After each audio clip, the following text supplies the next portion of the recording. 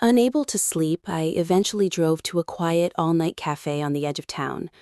Truck drivers, nurses, and exhausted shift workers sat beneath warm yellow lights, creating an atmosphere that felt strangely peaceful compared to the chaos developing inside Ironcrest Technologies. I opened my personal laptop and accessed the company's independent facilities monitoring network, which operated separately from the main infrastructure. I had access to environmental readings because I had helped design the monitoring system years earlier, and it allowed me to observe the physical condition of the facility without accessing any restricted government databases. What I saw immediately worried me. Security cameras showed flashing warning lights throughout the data center. Maintenance employees were rushing through the corridors, clearly confused about why server cabinets were simultaneously entering emergency protection mode. On another screen, I watched remote technicians repeatedly change internal network settings that should never have been, involving multiple agencies and senior officials. Just before dawn, company executives began calling one another in panic. Emergency vehicles arrived outside headquarters, their flashing lights reflecting across the glass walls as frightened employees gathered in silence. Victor, who had proudly celebrated his cost-cutting decision less than 24 hours earlier, was suddenly answering difficult questions from investigators who cared nothing about his financial projections. They wanted to know why critical security personnel had been removed without a transition plan, why repeated warnings had been ignored, and why unqualified technicians had been given access to sensitive systems. Several days later, independent auditors completed their investigation. Their conclusion was devastating for Victor and the executive team. The incident had not been caused by an outside hacker or malicious sabotage.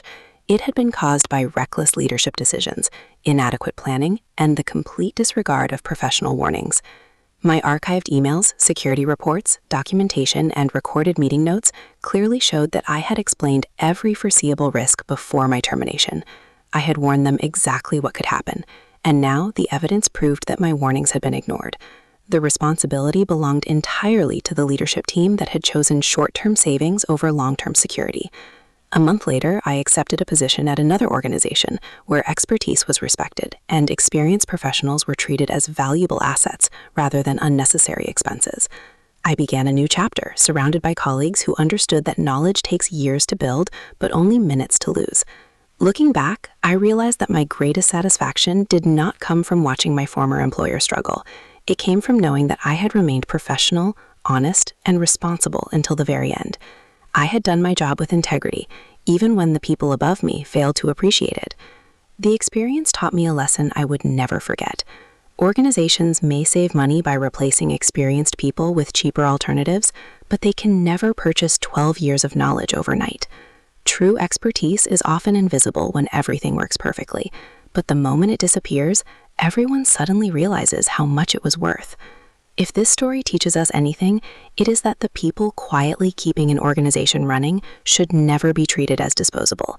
Because when experience is replaced by shortcuts, the final cost can be far greater than anyone ever imagined. If you enjoyed this inspiring and emotional story, please subscribe to our channel and share this video with your friends and family. Your support motivates us to continue creating entertaining, emotional, and inspiring stories for our viewers.